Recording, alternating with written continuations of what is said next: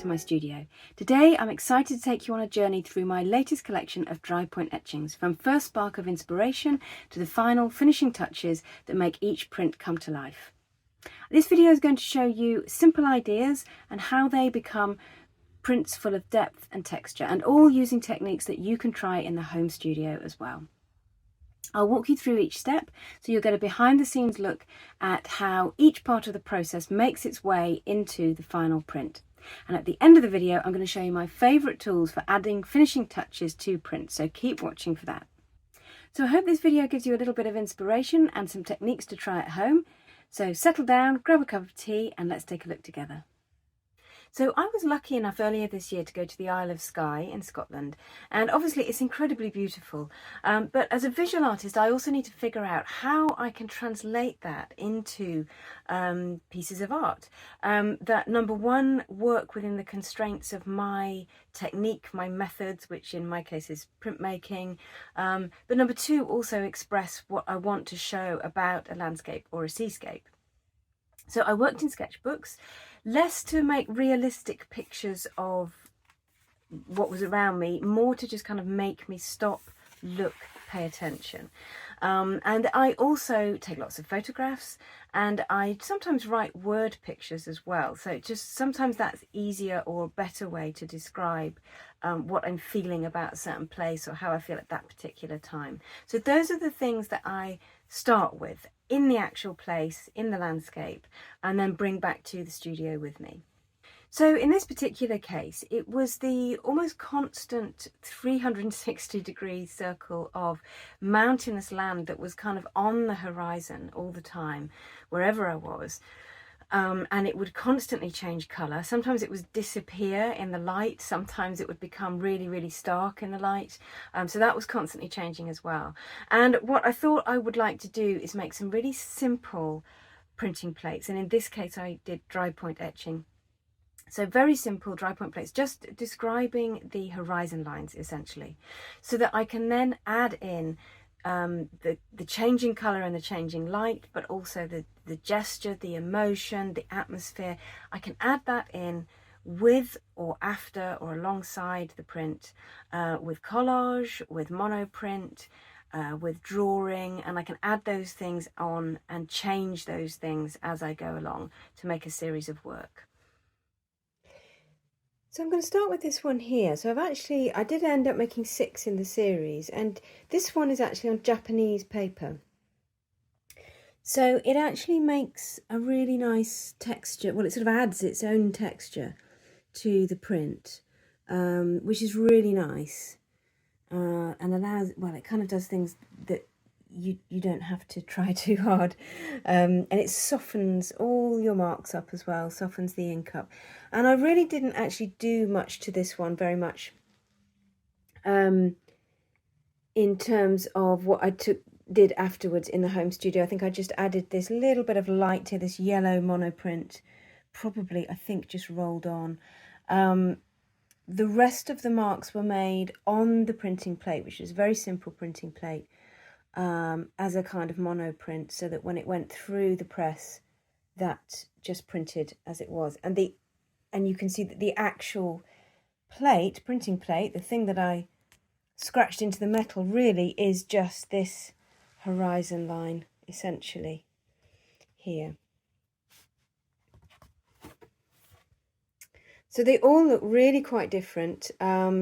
This one had chincolé on as I put it through the press. So this yellow, this warm, soft yellow, is actually a piece of tissue that's had the yellow colour put on it, and that has been collaged in at the same time as this plate went through the press. So it kind of looks as if it's a background, really. It comes through as a background. Added on afterwards are this dark collage here and this lighter collage here. So again, tissue paper stuck onto the print afterwards. And then just some finishing touches were a little bit of monoprint just to add this lovely light coming through. And this is a drawn mark with a lovely high pigment coloured pencil. So some fairly simple finishing touches. It doesn't take much to, but this collage here kind of really changed the whole composition. And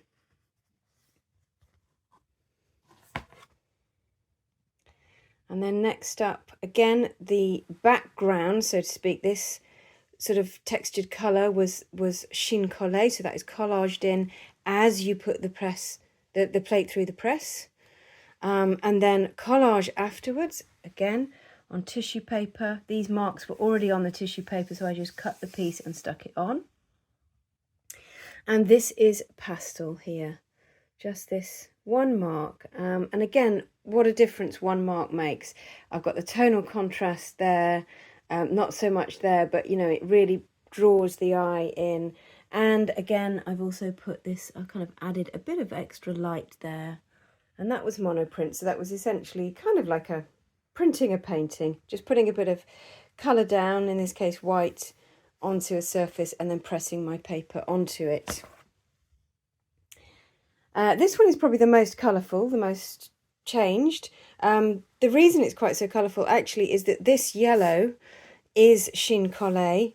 That was there to begin with as it went through the press. There is also chine collé under here, but it's been under this area, but it's actually been covered up quite a lot by me adding this movement with monoprint. I think some of this is roller marks over the top.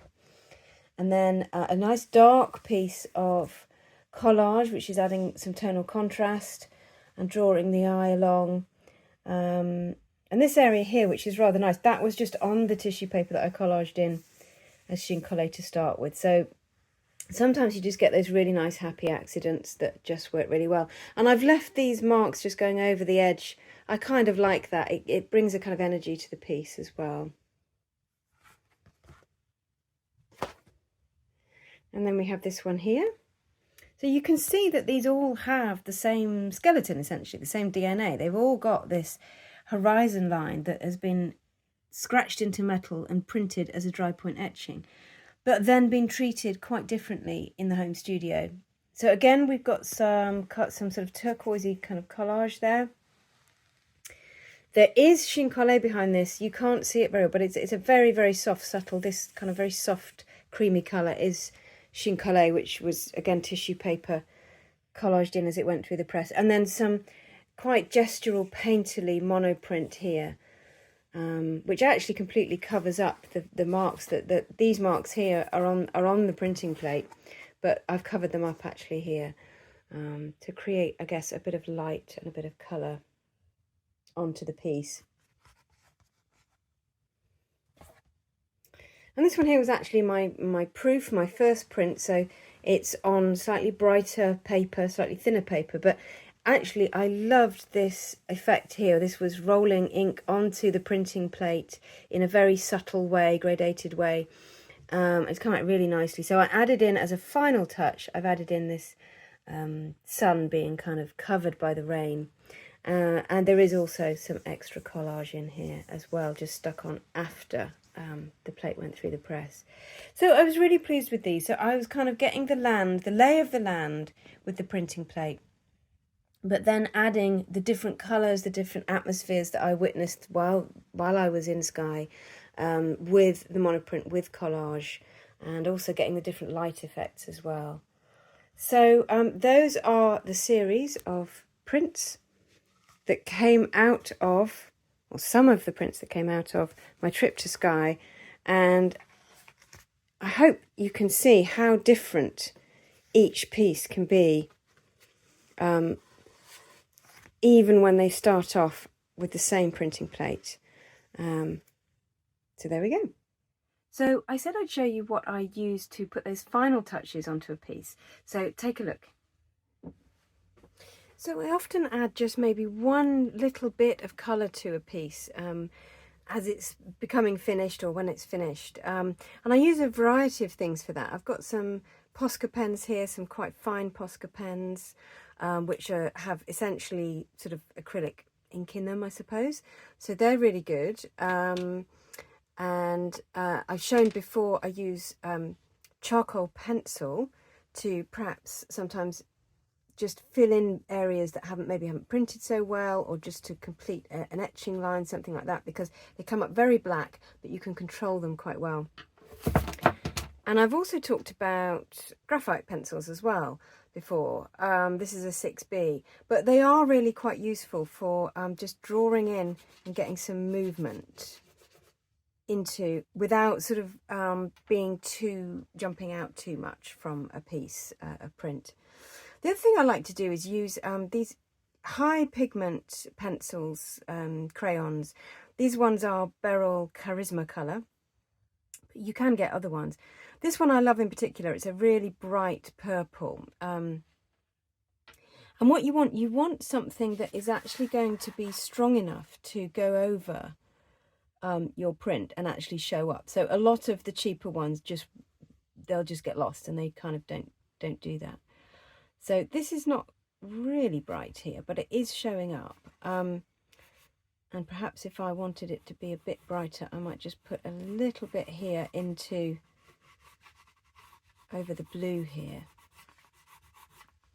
And you can see that actually does really make quite a difference, and it really doesn't take much. So sometimes it's a matter of living with a print for a little while and seeing what you think it might need, and it could just be that one little thing. The other thing I often use is pastel. Actually, I've got a little pastel here, and what I'm going to do is I just want this highlight here to be a bit lighter than it currently is, and pastel will often do that. And again, it's not going to be a problem in terms of the quality of the mark you make is going to go quite well with a flat print. I'm just going to put a little bit extra in here as well. And look at the difference that makes. Suddenly we've got tonal difference here, we've got tonal contrast here, a little bit more, just that little bit of purple making the other colours sing, and all of a sudden the finishing touches have really made the print. So yeah, so pastels, graphite, really nice high pigment pencils, those are the things that I tend to use for finishing touches. So I hope you enjoyed that tour of my new series of work. They're all actually available in my online shop at the moment. The link is in the description below. If you like this kind of work, then you might also like my instant access video courses, which you can get to via my website, ruthander.co.uk, and they guide you through all the different ways that I monoprint in my home studio, and you can do that too. Do subscribe to the channel, or you can join my email list at the link below, and that way you get all my videos plus writing and all sorts of tips and inspiration straight into your inbox every month. Thanks for watching, and see you next week.